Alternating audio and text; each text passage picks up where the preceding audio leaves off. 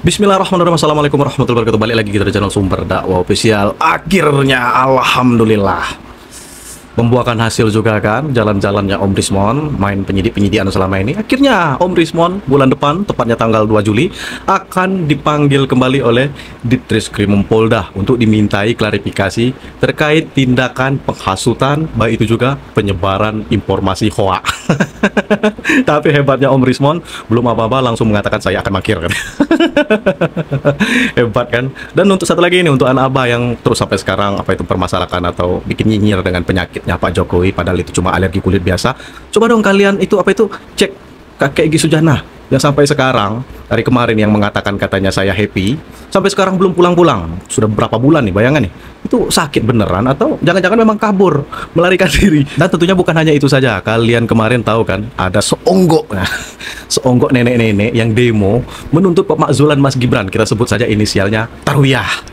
Ini tidak tersorot oleh media, akhirnya dibubarkan oleh massa serta langsung diangkut oleh Pak Polisi. Waduh, ini pasti bikin gaduh nih. Oke, langsung kita mulai. Bismillahirrahmanirrahim. Let's go.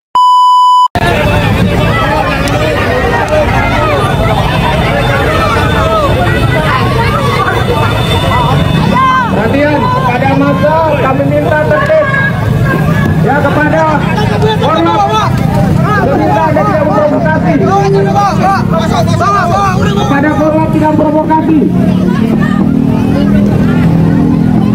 Anda kami minta untuk tertib.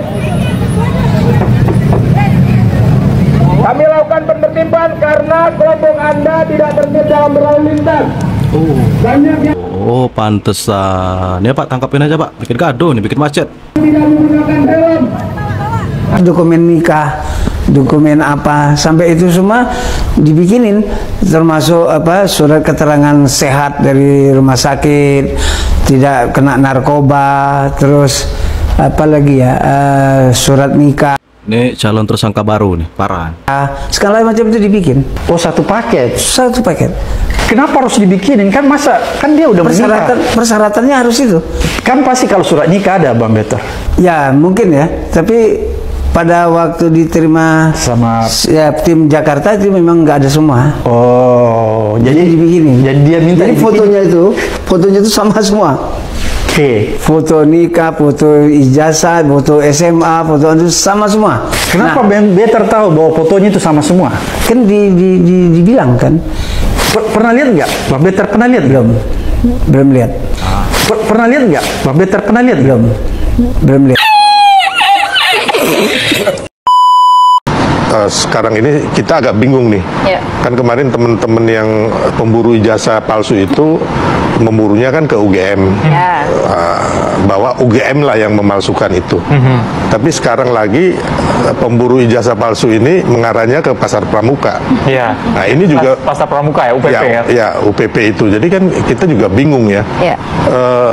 Dan yang saya lihat konyolnya teman-teman pemburu ini sekarang ini mempercayai bahwa Universitas Pramuka ini yang benar-benar palsunya di situ. Terus kemarin mereka meneliti apa gitu loh. Yang kalau dari saya ya menurut saya yang mereka teliti kemarin Namanya orang mencari pembenaran, bukan kebenaran. Jadi ya memang begitulah. itu ijazah apa sih gitu, ijazah siapa, ijazah ini palsu atau asli, kapan dipalsukan gitu loh. Itu yang sampai hari ini saya belum dapat kapan dipalsukan, tahun berapa, bagaimana cara memalsukan. Assalamualaikum warahmatullahi wabarakatuh. Saya Tanama Sungkono beserta teman-teman yang hadir di sini, ex bekerja di Pasar Pramuka Pojok, Matraman, melihat berita Nah, ini untuk Om Roy, begitu juga untuk Om Betor, dengar baik-baik nih. dan di media yang mengkaitkan Profesor Dr. Maman Paiman terlibat dalam pembuatan ijazah Bapak Jokowi. Kami tahu persis perjuangan Bapak Maman Paiman. Ingin menyampaikan atau meluruskan bahwa Bapak Profesor Dr. Maman Paiman Rajo memang dulu dalam rangka untuk memenuhi kebutuhan untuk bisa kuliah. Memang benar beliau mempunyai usaha pengetikan dan saya salah satu rekan pekerjanya. Dan pada waktu tahun 2002 akhir Profesor Dr. Maman Paiman Rajo meninggalkan Pasar Pramuka Pojok sehingga sejak itulah kios tersebut sudah bukan milik Bapak Profesor dan sudah milik orang lain. Kemudian setelah keluar dari Pasar Pramuka Pojok, beliau memilih membuka usaha restoran Padang di daerah Kemayoran, dan saya sendiri yang mencarikan tempat untuk usaha restoran tersebut. Jadi tidak benar bahwa Profesor Maman Paiman mengkait-kaitkan dan dituduh atau dalam pembuatan ijazah Bapak Jokowi. Jadi jauh antara dari tahun 2002 dengan tahun 2020. Di imbas dari Bung Roy Suryo CS ini banyak sekali yang menjadi korban. Contohnya mereka parah sih. Jadi saya selaku teman seperjuangan dulu sangat prihatin dan menyayangkan tujuan yang tidak mendasar, dan beliau sering dikambing hitamkan padahal tidak tahu menahu. Saya kira sekian klarifikasi dari teman-teman yang hadir di sini bekerja di Pasar Pramuka Pojok. Semoga isu ijazah palsu Bapak Jokowi segera diselesaikan dan polisi mempercepat hukum yang sedang berjalan. Terima kasih. Wassalamualaikum warahmatullahi wabarakatuh. Kalau pada waktu itu Pak Jokowi waktu pemilu pilkada ya, pilkada tahun 2025 waktu menjadi wali kota yang Oke, menarik. Ini klarifikasi dari KPU Solo. Dengarkan baik-baik pokoknya untuk Om Roy Suryo CS. pertama itu ijazah yang digunakan apa Pak, yang sesuai kalau dari catatan KPU sendiri? Kalau dari catatan KPU menyampaikan ijazah S1, SMA, SMP, SD. Jadi misalkan dari minimal SD sampai yang terakhir. Jadi sampai dengan S1. Kalau S1-nya itu UGM juga nggih? UGM. Oke. Fakultas Kehutanan gitu. Iya. Oke. Kalau untuk proses legalisirnya dulu itu seperti apa Pak? Kalau catatannya itu? Catatan dari hasil verifikasi itu ya sudah sesuai, sudah sesuai, dinyatakan lengkap, sudah sesuai. Kemudian tidak ada perbaikan, tidak ada beberapa berkas yang kurang, namun bukan terkait ijazah, bukan terkait, tapi hanya surat-surat secara administratif saja. Dan itu gelarnya insinyur nih. Insinyur, bukan KTP insinyur. Nah, ini untuk mempermasalahkan gelar. Nih dengar tuh langsung. Dokter Andis gitu. Parah. Assalamualaikum warahmatullahi wabarakatuh. Rekan sobat, saudaraku Tribun Gayo. Narasumber yang sangat luar biasa, Bapak Khalidudin, selaku penulis buku Jejak Jokowi di Gayo, dan juga beliau ini sebenarnya merupakan penggiat wisata sekaligus salah satu jurnalis yang sangat senior di tanah Gayo. Kita mulai mencari data dulu, fakta. Tentu karena dia pernah kerja di Gayo kan gitu, di PT KKA. Jadi ini informasi ini kita perdalam ke PT KKA-nya, ke rekan-rekannya kita telusuri. Ada beberapa orang di buku ini, ada beberapa orang narasumber yang langsung berhubungan dengan dia, termasuk rekan dia sesama alumni dari UGM. Itu ada 3 orang waktu itu seangkatan sama dia, Pak Pronojiwo, masih hidup alhamdulillah, kemudian Pak Hari Mulyono, dan Pak Joko Widodo. Oh, ada Pak Joko. Jadi dari UGM. Bukti lagi ini. Jadi ya, bukti mana lagi yang kalian dustakan? Beribu-ribu, bertaburan, berdatangan bukti yang banyak sekali menguatkan bahwa Pak Jokowi itu memang alumni UGM. Tapi kalian terus mendustakan. Parah, kelewatan. Ada 3 orang, namun mereka seangkatan ada 9 orang. Jadi 3 orang, ada beberapa orang dari ITB, kemudian dari Universitas Sudirman, kemudian dari UGM. Tapi masuk ke ini kan kalau bahasa sekarang ASN kan? ASN. Ya, Pak Jokowi ASN ya pasti. Dia diterima kan proses seleksi. Ya, dan itu juga pasti. Dan pasti dipantau oleh banyak pihak yang berkeinginan untuk lolos kan gitu. Dia tunjukkan ijazah, legalisir, IPK dan lain-lain kan? Iya pasti. Pasti. Jadi diterimalah dia. Jadi mulai dari situ Pak Jokowi akhirnya diterima kerja. Iya. Berapa tahun Pak Jokowi akhirnya bekerja di PT KKA? Lebih dari 2 tahun. Lebih 2 tahun. Tahun itu dari 1986. 86, ya Januari itu. Januari ya. 86 sampai 87 apa 8 lah. 87 atau 88. Walaupun resign kan ada proses administrasi. Jadi kita sebut saja 88. Itu menjadi saksi hidup perjalanan Pak Jokowi di masa muda ketika bekerja di tanah Gayo. Termasuk Pak Hari Mulyono. Waktu itu masih bujangan mereka, kawan dekatnya. Dan akhirnya kan jadi adik iparnya. Saksi hidup perjalanan Pak Jokowi pada saat di PT KKA secara tidak langsung membuktikan bahwa Pak Jokowi melamar kerja pun dengan ijazah alumni dari Universitas Gajah Mada. Kita bukan selektornya kan, cuma kita kan pasti ada seleksi proses kan. Setidaknya pasti sudah dipermasalahkan dari dulu lah. Menunjukkan macam-macam bukti kan.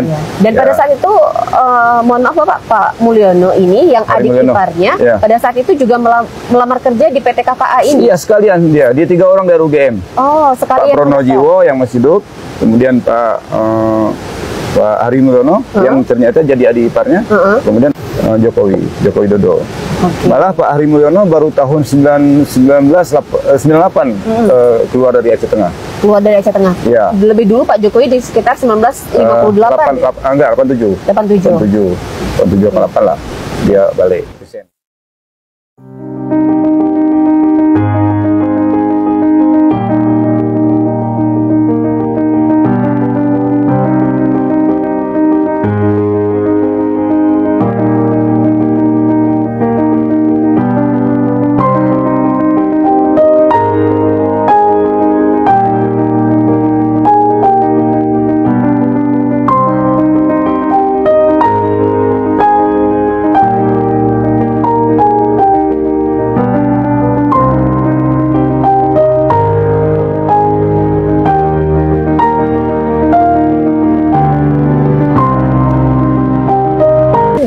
Sampai beliau berarti sudah dipublikasikan sejak tahun 2014 atau 2015?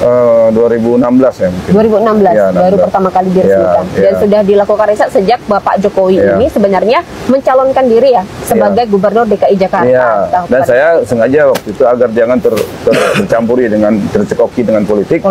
Setelah jadi presiden baru kita terbit. Ya, itu dia. Berarti dari perbincangan kita ini sebenarnya sudah banyak sekali fakta yang secara tidak langsung terkuak ya Pak ya. Ya, satu dari karena Pak Jokowi diterima, tentu karena ada ijazah, karena persyaratan S1 kehutanan. Kehutanan. Tadi juga sekilas ya, saudaraku saya juga ada melihat ada bukti tugas ya, surat tugas Pak Jokowi. Surat tugas ada. Kita tunjukkan Bapak. Ada di halaman Bapak ya. Ada surat tugas Pak Presiden Joko Widodo itu ketika masa mudanya masih bekerja di PT KKA selama kurang lebih 3 tahun Pak Jokowi setelah menyelesaikan S1 di UGM kemudian lanjut melamar kerja di PT KKA melalui proses seleksi yang sebenarnya juga kalau BUMN biasa cukup panjang ya Pak ya untuk pelamar kerjanya dan akhirnya juga ada surat tugas di sini saudaraku bisa terlihat. Ini udah di print ya sama Bapak ya, mungkin nggak terlalu kelihatan tapi masih difoto ulang ya. Di sini masih ada nama Bapak Presiden Jokowi. Ada sudah tugasnya. Dia. Tuh lihat tuh. Bukti mana lagi yang kalian dustakan untuk Om Roy? Sadar loh. Sebagai pimpinan rombongan untuk survei. Pimpinan rombongan untuk survei di lapangan. Aku suka jaipong, kau suka disco. Aku suka singkong, kau suka keju. Kasih aja Pak, kasih Pak. Aku dambakan seorang gadis yang sederhana, wijaya, orang berubah.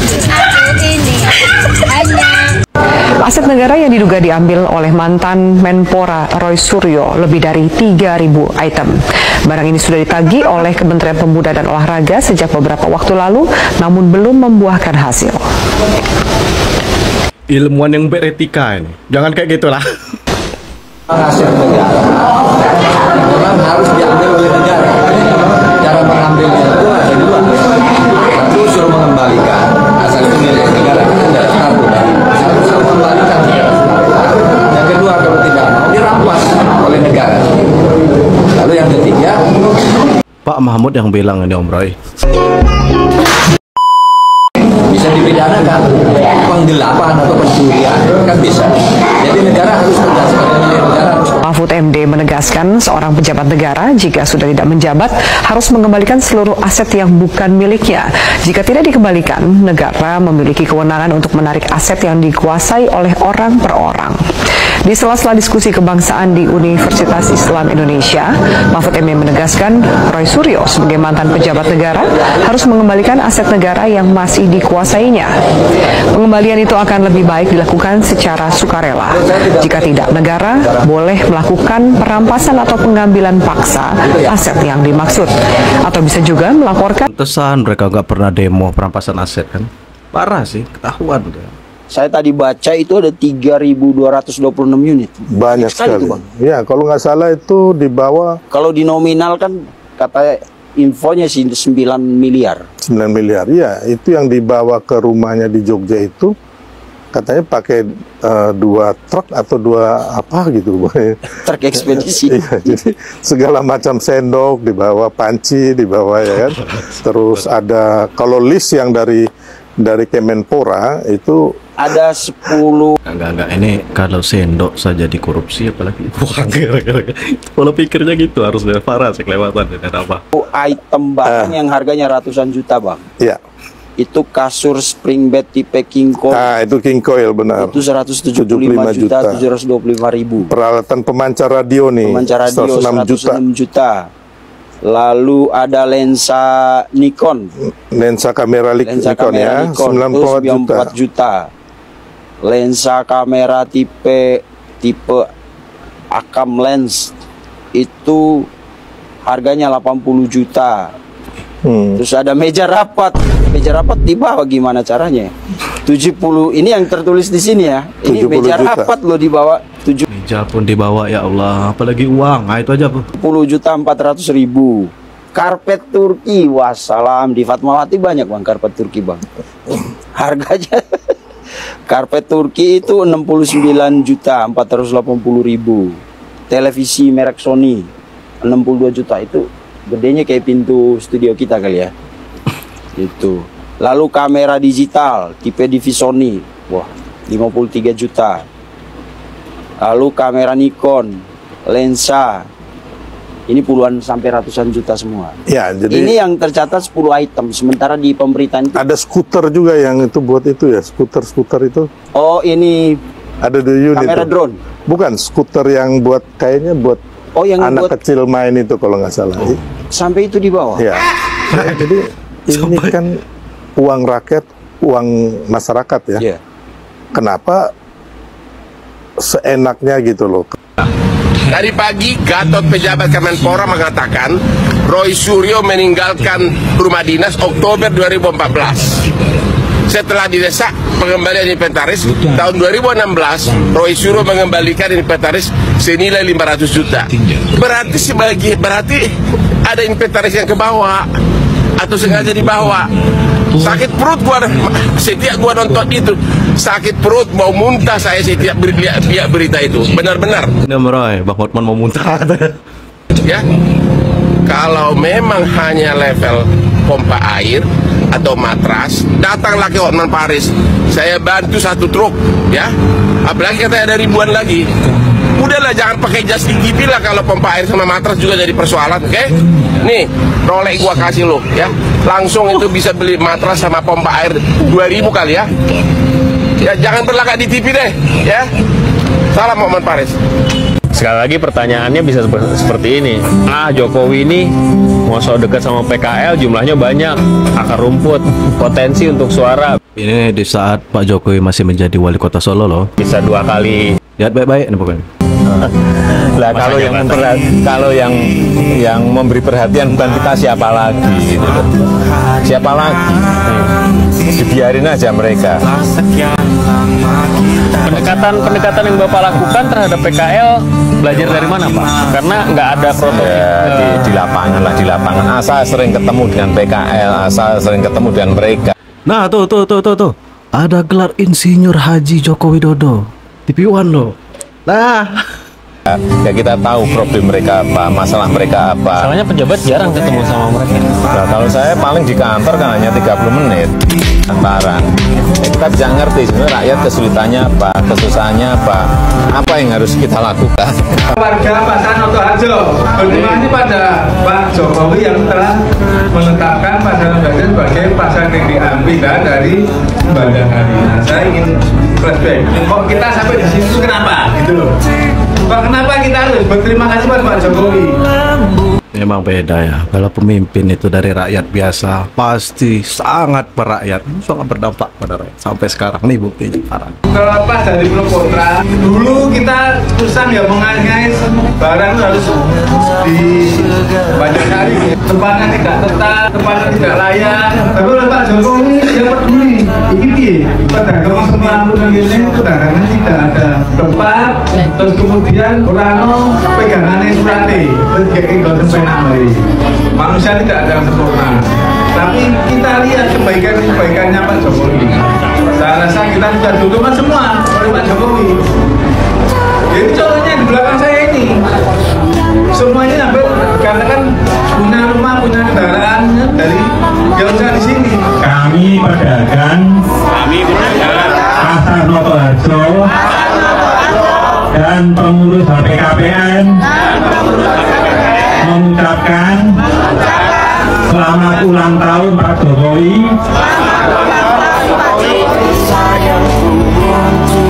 Sudah, pokoknya semoga menjadi amal jariah.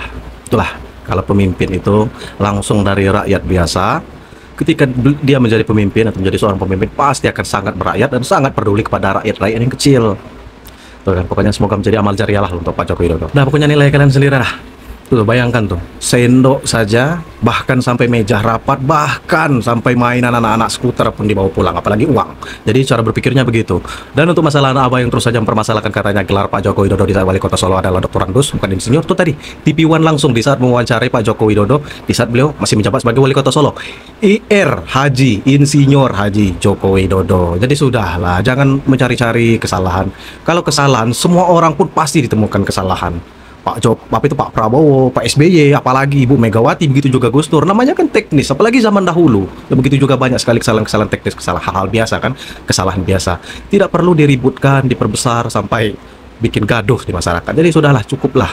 Tadi itu contohnya tadi yang demo ibu-ibu atau nenek-nenek, kita sebut saja nenek-nenek yang bikin gaduh masalah demo menuntut pemakzulan Mas Gibran tuh sampai dibubarkan Pak polisi, katanya dianggap sudah melanggar aturan lalu lintas. Pastinya melanggar aturan karena sudah bikin macet yang terutama itu pastinya. Jadi sudahlah, cukuplah. Jadi umat muslim yang pandai introspeksi diri, bukan yang fitnah sana fitnah sini, merasa dirinya paling hebat, merasa dirinya paling benar, merasa dirinya paling soleh, tapi tanpa disadari sudah terjerumus dalam kesombongan.